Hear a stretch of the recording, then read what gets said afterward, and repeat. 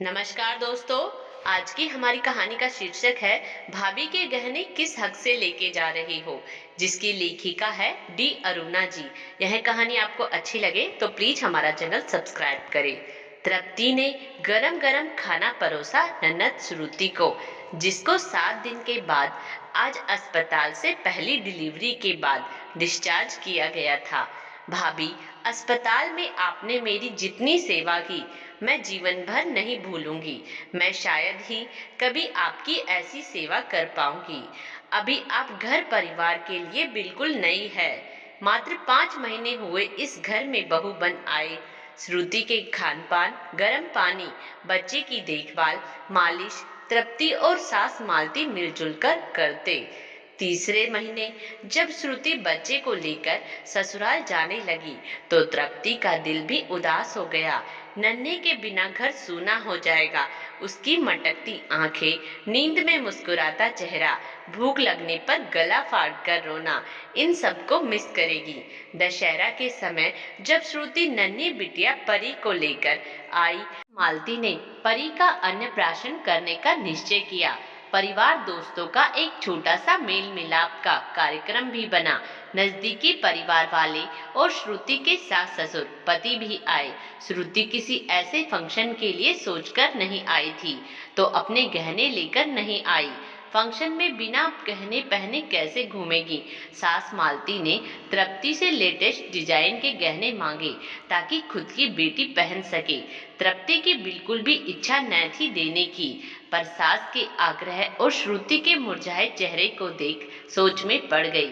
भी आपने तो अपने लिए साड़ी, मैचिंग सेट सभी तैयार कर लिया है ना, फिर हिचक क्यों रही हो। फंक्शन खत्म होने के बाद वापस कर दूंगी। अनिच्छा से ही तृप्ति को देना पड़ा। श्रुति की सास की पारखी नजर अपनी बहू के आभूषणों पर पड़ी। आंखें चमक गई, दिल खुश हो गया। मायके से उसे उपहार स्वरूप दिया गया है। पास बिठाकर श्रुति के गहनों को परखने लगी, अंदाजा लगाने लगी। कितना तोला, कितना पैसा। माँ ने बहुत अच्छा सेट दिया है तुझे, संभाल कर रखना। सास की बातें सुन श्रुति कह ना पाई कि यह सेट उसकी भाभी के हैं, मांग कर पहनी है। सास ससुर परिवार वालों के सामने उसकी बेइज्जती हो जाएगी। खामोश रहने में ही भलाई लगी।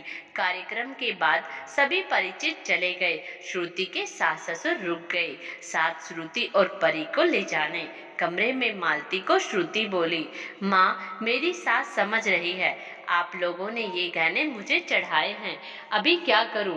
गहने साथ ना ले जाऊंगी तो सास हल्ला मचाएगी। रोनी सूरत में बोली, माँ को काटो तो खून नहीं। तृप्ति का दिल डूबने लगा। कितने मुश्किल से पाई पाई जोड़ माँ बाबा ने यह गहने बनवाए थे। उनका त्याग, परिश्रम छुपा था इन गहनों में। तृप्ति के पति शेखर बोले, तृप्ति दे दो अपने गहने, मैं तुम्हारे लिए ऐसा ही बनवा दूंगा। ऐसा ही बनवा दोगे, पर यह नहीं होगा जिसमें मेरे माता पिता का प्यार, आशीर्वाद, त्याग, परिश्रम छुपा है। एक वस्तु के खोने पर हम दूसरी वस्तु बनाते तो हैं, पर पहली वस्तु नहीं होती। फिर दिल कड़ाकर समझौता करने के लिए तैयार हो गई। इन निर्जीव वस्तुओं के लिए जीवन भर के अमूल्य रिश्तों को क्यों खो दूं। जीवन है तो और बनेंगे। ऐसे रिश्ते एक बार टूट जाए तो जुड़ने मुश्किल है, और अगर जुड़ते भी हैं तो गांठ पड़ जाती है। तृप्ति बोली, ले जाओ। श्रुति उछलकर तृप्ति के गले लग गई, बोली, थैंक यू, आपसा कोई नहीं भाभी, आपने मेरी इज्जत मान सम्मान रख लिया। कमरे के बाहर आते ही श्रुति की सास पूछी, सब रख लिया, कुछ छूटा तो नहीं। हाँ सब रख लिया। गहने? हाँ, धड़कते दिल बोली। गहने क्यों रखे? सभी उनकी ओर देखने लगे। यह कैसा सवाल था। साइड टेबल पर रखे श्रुति और शेखर की शादी की तस्वीर दिखाते बोली, यह गहने तृप्ति के हैं, फिर तुम किस अधिकार से ले जा रही हो। वापस करो, कल क्यों नहीं बताया। गहने तृप्ति के थे।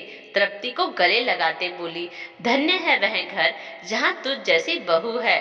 संपत्ति, धन दौलत, आभूषणों के लिए हिंसा, कोर्ट कचहरी मुकदमा तक कर देते हैं, वहाँ जहाँ तुमने बिना किसी शिकायत के गहने अपने ननद को पकड़ा दिए। मालती जी को बोली, रिश्तों की क्या अहमियत है, मुझे इस लड़की ने समझा दिया।